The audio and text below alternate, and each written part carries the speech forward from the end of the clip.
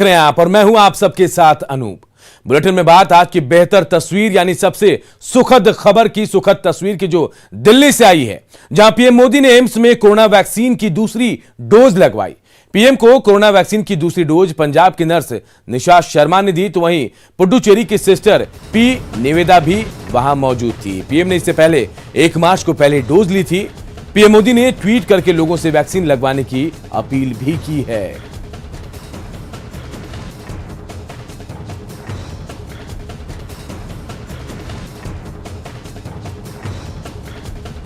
Vaccine की दूसरी dose आज प्रधानमंत्री नरेंद्र मोदी ने एम्स में ली है। अहले सुबह वो एम्स पहुंचे और एम्स पहुंचकर वैक्सीन की दूसरी डोज प्रधानमंत्री नरेंद्र मोदी ने ली। पहली डोज वो 1 मार्च को ले चुके थे। 2 तस्वीरें हम आपको दिखा रहे हैं, आप देखें इन 2 तस्वीरों को। 1 मार्च को पीएम ने पहली डोज ली थी, पहली तस्वीर देखिए उस वक्त की, और दूसरी तस्वीर 8 अप्रैल यानी आज की, आज सुबह की, अहले सुबह की, जब प्रधानमंत्री नरेंद्र मोदी एम्स पहुंचे, वहां उन्होंने कोरोना वैक्सीन की दूसरी डोज ली है। तो 2 तस्वीर, देश के प्रधानमंत्री नरेंद्र मोदी की एम्स में आज दूसरी डोज ली और 1 मार्च को पहली डोज वो पहले ही ले चुके हैं। और देखिए वैक्सीन के बाद पीएम ने ट्विटर पर लिखा कि आज एम्स में मैंने कोविड-19 वैक्सीन की दूसरी डोज ली है। वैक्सीन हमारे पास कुछ उन तरीकों में शामिल है जिससे हम कोरोना वायरस को हरा सकते हैं। अगर आप वैक्सीन के लिए एलिजिबल हैं तो कोरोना वैक्सीन की डोज जल्दी लीजिए, और इसके लिए आप कोविन ऐप पर रजिस्ट्रेशन भी करा सकते हैं।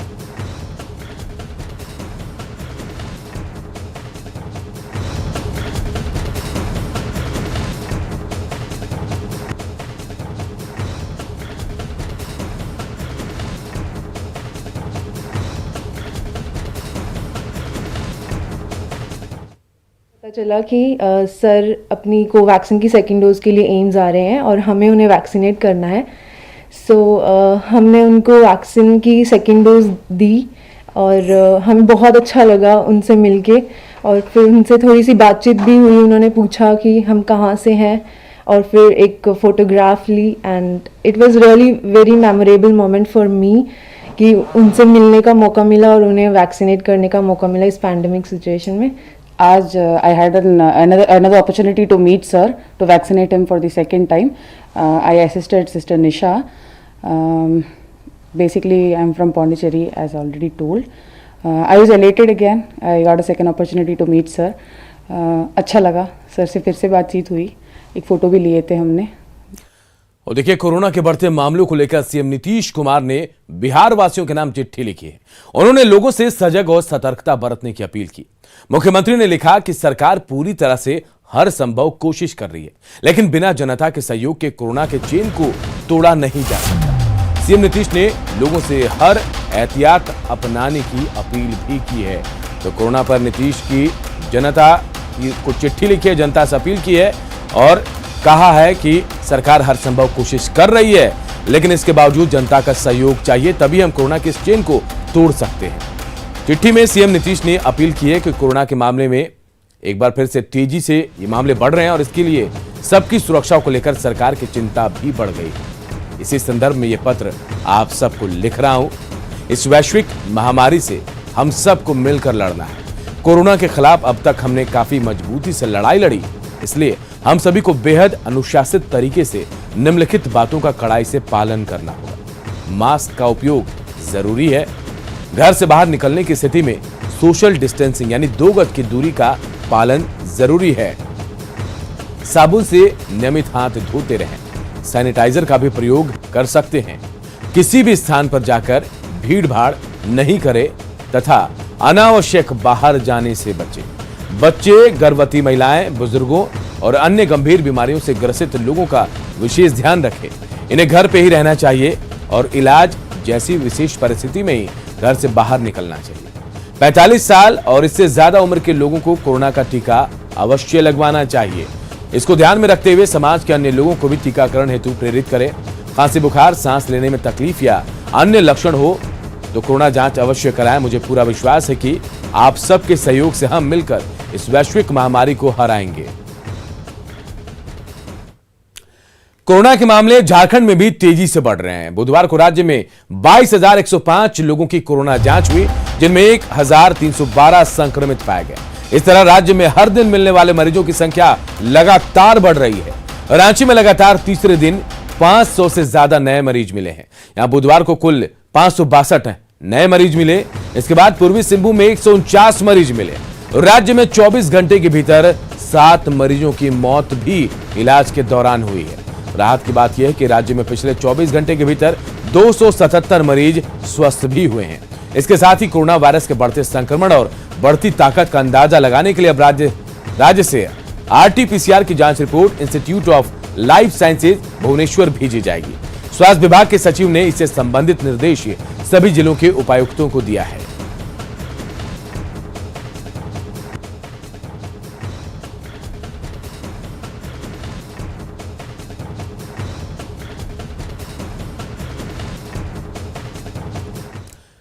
तो झारखंड में कोरोना की रफ्तार पर ब्रेक नहीं लग पा रहा है। लगातार तीसरे दिन भी 1,000 से ज्यादा नए केस मिले हैं। सरकार ने इस पर कंट्रोल को लेकर नई गाइडलाइन भी जारी कर दी, लेकिन बावजूद इसके नियमों की अनदेखी हो रही है। लोग मास्क नहीं लगा रहे हैं, इस महामारी को खुली चुनौती दे रहे हैं। झारखंड में लापरवाही का आलम ऐसा है कि लोग बिना मास्क के सड़कों पर घूमते नजर आ रहे हैं। ये रिपोर्ट देखिए।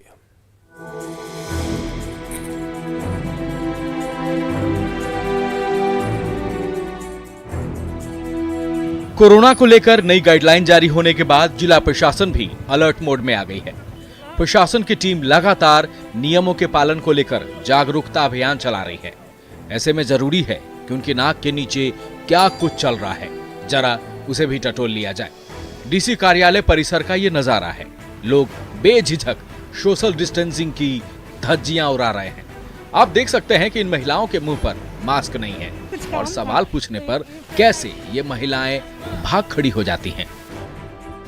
रांची डीसी कार्यालय परिसर में पुलिस के जवान भी लोगों के लापरवाह रवैये से नाराज दिखे। उसकी परेशानी इस बात को लेकर है कि कोई उनकी बात सुन नहीं रहा और साहब ने अभी तक इनका चालान काटने की अनुमति भी नहीं दी है। हाँ, मास्क जैसे कि हम लोग वहाँ मना करते हैं कि मास्क लगा लीजिए, तो लोग मास्क लगाने वास्ते लगा लेता है और फिर हम लोग से थोड़ा सा आगे बढ़ता है, फिर मास्क को नीचे कर लेता है। कल रात में आदेश निकला डीसी साहब का, तो वो बोले कि गेट के पास कोई भी बिना मास्क का घुसता है तो उसको एंट्री वर्जित है। हम लोग रोकते हैं, रोकने के बाद थोड़ा देर के लिए ऊपर करता है, फिर थोड़ा सा आगे बढ़ता है, फिर नीचे रख देता है या पॉकेट में रख लेता है। अंदर की तस्वीर को देखकर आप हैरान रह जाएंगे। बात चाहे कल्याण विभाग की करे या शिक्षा विभाग की, तस्वीरें एक जैसी ही मिलेंगी। हर किसी को कोरोना संक्रमण से होने वाले नुकसान और उसके बचाव की जानकारी है, पर साहब है कि सुधरने को तैयार नहीं। मास्क जेब की शोभा बढ़ा रहा है और बिना मास्क के ये सरकारी बाबू कोरोना संक्रमण को न्योता दे रहे हैं। मास्क अभी खोले गए थे, मास्क अभी तुरंत खोले थे। कौन से विभाग में काम कर रहे हैं? कल्याण में। कल्याण विभाग में ये नहीं पता है कि मास्क पहनना है? पहने थे, तुरंत रखे थे खोलेंगे। अभी खाना खाने जा रहे थे। सही बताइए, कोरोना क्या है? सर एक तो ये तो एक प्रकोप है। कैसे बचेंगे? सर डिस्टेंस बनाना है, मास्क लगाना है। सरकारी दफ्तरों में कोरोना संक्रमण को लेकर इस लापरवाही की तस्वीर दिखाने का मकसद ये कतई नहीं कि आम लोग जो लापरवाही कर रहे हैं वो सही है, बल्कि कोरोना संक्रमण को लेकर किसी भी तरह की लापरवाही क्षम्य नहीं है और इसका ध्यान सरकारी बाबुओं को भी जरूर होना चाहिए। न्यूज़ 18 के लिए रांची से संवाददाता अविनाश कुमार की रिपोर्ट। मधुबनी के बेनीपट्टी के महमदपुर में हुआ खूनी संघर्ष आपसी वर्चस्व और अदावत का नतीजा है। वारदात को कुछ सियासतदानों की ओर से जातीय रंग देने की भी कोशिश की जा रही है, लेकिन ग्राउंड जीरो पर पहुंचा न्यूज़ 18 आपको बताएगा कि इस खूनी संघर्ष में जातीय समीकरण की कहानी बिल्कुल फर्जी है, गलत है।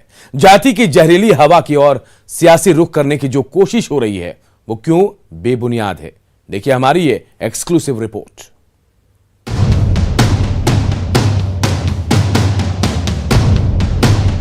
होली के दिन मधुबनी के महमदपुर गांव में खूनी संघर्ष की वो तस्वीर सामने आई जो मिथिला की धरती पर आज तक किसी ने नहीं देखा।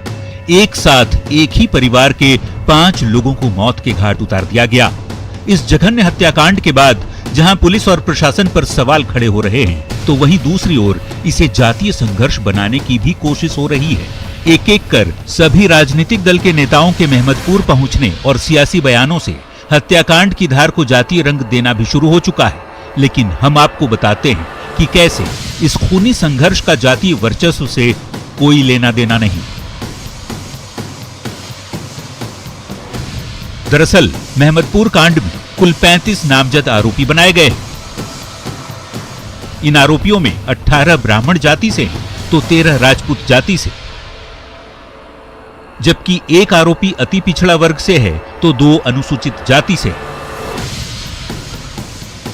बुधवार को जिन आरोपियों की गिरफ्तारी हुई उनमें एक राजपूत, एक धोबी, जबकि मुख्य आरोपी प्रवीण झा सहित 2 ब्राह्मण जाति से ताल्लुक रखते हैं। खूनी संघर्ष में अपने 3 बेटों को खोने वाले रिटायर्ड फौजी सुरेंद्र सिंह मानते हैं कि इस घटना से किसी जातीय संघर्ष का कोई लेना देना नहीं। गांव में आज तक जाति के नाम पर कभी कोई संघर्ष नहीं हुआ। जी मैं तो जाति रंग नहीं देता हूं इस चीज को। यहाँ पर कोई जाति रंग देने की जरूरी नहीं है। फौजी आदमी न कभी जात में गया है न पात में गया है। विभिन्न जाति के लोग इसमें हैं। इसमें विभिन्न जाति के लोग अपना अपना जो है सो राजनीति कर रहे हैं। मुझे उससे भी कोई लेना देना नहीं है। हम लोग तो उस माहौल में रहे हैं जो जात पात न पूछे कोई, हरि के भजे सो हरि के होई। आज हरि जो है सो आज हंसोत दिया, पूरे परिवार को सन्नाटा करके जो है सो चल दिया। बड़े बड़े उग्रवादी से मैं टकराया। आज मैं सीमा पर मरा रहता तो मुझे भी वीर गति प्राप्त होता। होली के दिन हुए इस हत्याकांड का जिक्र करते हुए मेहमदपुर गांव के लोग बताते हैं कि यदि जाति संघर्ष होता तो आरोपियों की जाति अलग अलग क्यों होती। अगर ये जातीय मामला होता तो उन्हीं के समुदाय के लोगों ने कैसे थाना में केस किया है। ये शुद्ध रूप से अपराधी हैं, जिसके वजह से इनका मन इतना ज्यादा बढ़ गया कि एक हम लोगों के बीच में बहुत बड़े मछली व्यवसायी की हत्या हुई। उनके पूरे परिवार को उजाड़ दिया इन लोगों ने। वैसे बेनीपट्टी का मेहमदपुर गांव इन दिनों सियासी दलों का पर्यटन स्थल बन चुका है। जाहिर तौर पर इसके पीछे की वजह जातीय समीकरण ही है। हर कोई जातिगत बात भले ही खुले तौर पर नहीं करता, लेकिन हत्याकांड को जाति की हवा देने की कोशिश जरूर की जाती है। देखिए, इसमें कोई जातीय रंग नहीं है। यहाँ पर कहीं जात पात नहीं है। मधुबनी में हमारे जिस समाज की बात आप कर रहे हैं, राजपूत समाज के लोग, यहाँ क्या स्थिति है उनकी स्थिति देखिए ना। उनकी स्थिति बहुत ही नग्न है। मधुबनी के बेनीपट्टी में हुए नरसंहार की हर कोई कड़े शब्दों में निंदा कर रहा है। ऐसी घटनाएं किसी भी समाज के लिए बेहद शर्मनाक है। ऐसे में जरूरत है कि लोग ऐसी हिंसक वारदातों की कड़ाई से कार्रवाई को लेकर आवाज उठाएं, वरना किसी भी घटना को राजनीतिक स्वार्थ के लिए जातिगत रंग देना समाज के लिए नुकसानदेह हो सकता है। मधुबनी से न्यूज़ 18 के लिए रवि एस नारायण की रिपोर्ट। मधुबनी के मेहमदपुर कांड में अब तक 16 आरोपियों की गिरफ्तारी हो चुकी है। इस मामले में अब तक हुई कार्रवाई के बारे में हमारे सहयोगी अमित रंजन ने बातचीत की एसपी सत्य प्रकाश से। मधुबनी कांड के आरोपी जो मुख्य आरोपी हैं, जिसे पुलिस ने आज गिरफ्तार किया है। मधुबनी पुलिस लगातार पिछले एक हफ्ते से जो बिहार इलाकों में लगातार छानबीन कर रही थी। मधुबनी पुलिस को बड़ी कामयाबी मिली है।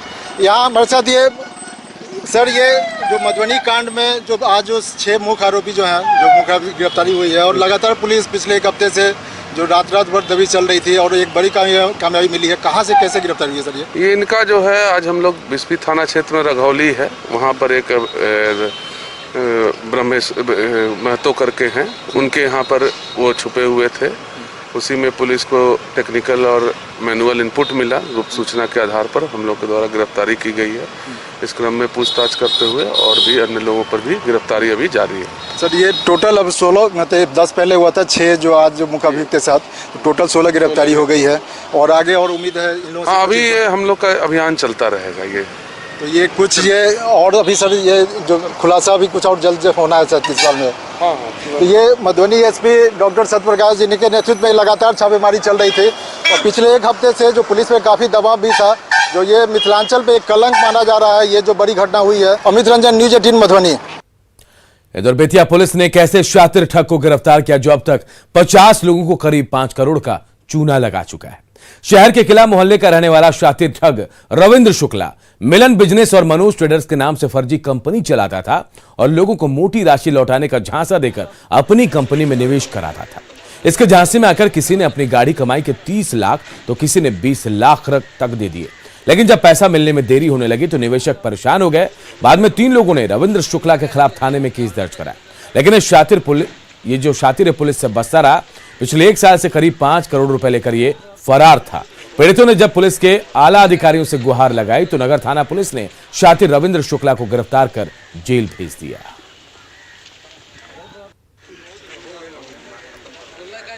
कि मेरा रुपया रख लिया, नहीं लौटा रहा है। मिलन बिजनेस फाइनेंस करके कंपनी था, एक मनोज ट्रेडर्स था। हाँ, उसी कंपनी में रुपया लगवाया और रुपया जो कहा कि वापस करेंगे मुनाफा के साथ, मगर रुपया वापस नहीं किया। मेरा 30,57,000 समथिंग रुपया। रविंद्र शुक्ला ने मेरा 17,47,000 रुपया जो है किस्त बाई किस्त करके ही रख लिए। बहुत दौड़ धूप करने के बाद किसी तरह मेरा FIR हुआ। FIR होने के बावजूद भी उसमें कोई कार्रवाई नहीं हुई। रविंद्र शुक्ला नाम के व्यक्ति के ऊपर केस दर्ज किया गया था, जिसमें 30 लाख रुपए किसी व्यक्ति से उधार लिए थे और वो वापस नहीं लौटाए थे। तो उसी सिलसिले में इनको गिरफ्तार किया गया है। इन पे और कई भी केसेस दर्ज हैं, उन सब केसेस का भी डिटेल लिया जा रहा है। जमुई में नक्सलियों की बड़ी साजिश नाकाम हो गई। सुरक्षा बलों ने नक्सलियों की बड़ी साजिश को नाकाम कर दिया। लक्ष्मीपुर प्रखंड के भीम बांध जंगल के चोरमारा और भट्टाकुल गांव के पास पहाड़ पर नक्सलियों ने सुरक्षा बलों को निशाना बनाने के लिए शक्तिशाली आईडी बम लगाए थे, लेकिन सर्च ऑपरेशन के दौरान सीआरपीएफ कुबरा बटालियन के जवानों ने 20 किलो और 30 किलो का 2 शक्तिशाली आईडी बम बरामद कर उसे नष्ट कर दिया, जिससे चोरमारा और भट्टाकुल गांव के पास पहाड़ पर नक्सलियों की बड़ी साजिश नाकाम हो गई।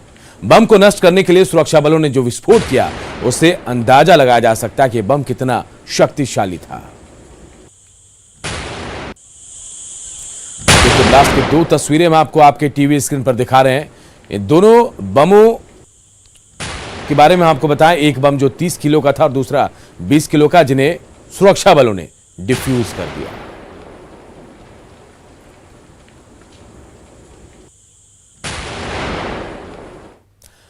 अब बात धनबाद की। धनबाद के आसन बनी टोला में दबंगों का कहर देखने को मिला। दबंगों ने एक परिवार का लाठी डंडों से जमकर पिटाई की है। महाभारत के रण में महिलाओं ने भी जमकर यहां लाठियां बांधी। देखिए क्या है यह पूरा मामला।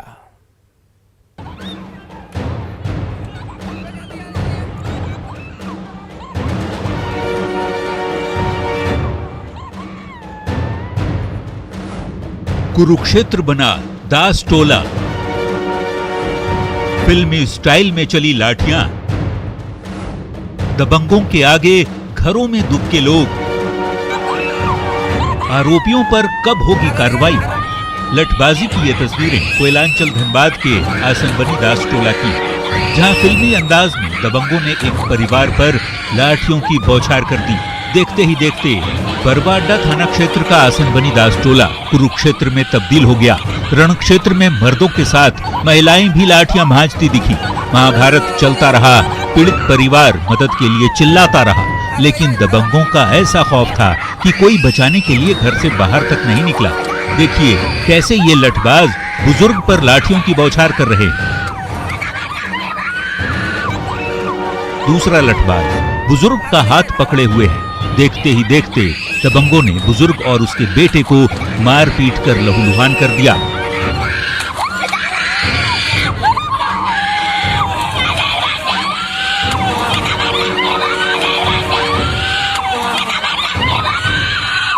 पाँच 500 आदमी आया था और मेरे पिताजी को यहाँ पर आंगन में डॉट से और तलवार से मारने लगा तुम। क्यों? ऐसा जबरदस्ती एकदम। बाप बेटे पीटते रहे, लोग घर की चारदीवारी से देखते रहे, यहाँ तक कि अस्पताल ले जाने के लिए एम्बुलेंस और पुलिस का भी इंतजार करना पड़ा। इससे आप अंदाजा लगा सकते हैं कि इलाके में दबंगों की कितनी चलती है। बाद में पीड़ित परिवार ने थाने में लिखित शिकायत दर्ज कराई, जिसमें पीड़ित की ओर से प्रकाश दास पर गलत नियत से घर में घुसकर बदतमीजी की कोशिश करने का आरोप लगाया गया है। मामला दर्ज होने के बाद भी पुलिस ने अब तक कोई कार्रवाई नहीं की है, जिससे परिवार खौफजदा है और पुलिस की नीयत पर सवाल खड़े कर रहा है। ऐसे में जरूरत है आरोपी को जल्द से जल्द गिरफ्तार कर सलाखों के पीछे पहुंचाने की, ताकि पीड़ित परिवार चैन की नींद सो सके और पुलिस का इकबाल कायम रहे। संजय गुप्ता, न्यूज़ 18 धनबाद। इधर वैशाली में भी दो गुटों में मारपीट का वीडियो वायरल हो रहा है। तस्वीरें होली के दिन की बताई जा रही है, जिसमें लोग एक दूसरे पर लाठी डंडे से हमला करते दिख रहे हैं। गांव के लोग यहां पर तमाशबीन बने हैं। बताया जा रहा है कि होली के दिन रंग लगाने को लेकर विवाद हुआ था, जिसके बाद जमकर मारपीट हुई। इसमें कई लोग घायल हुए हैं। दोनों तरफ से मामला भी दर्ज कराया गया, लेकिन किसी की गिरफ्तारी अब तक नहीं हो पाई है। गया में अतिक्रमण हटाने के दौरान पुलिस पर पथराव किया गया, जिसमें सीओ और एक महिला पुलिसकर्मी घायल हुए हैं। घटना बोधगया के खजबती बाजार की है।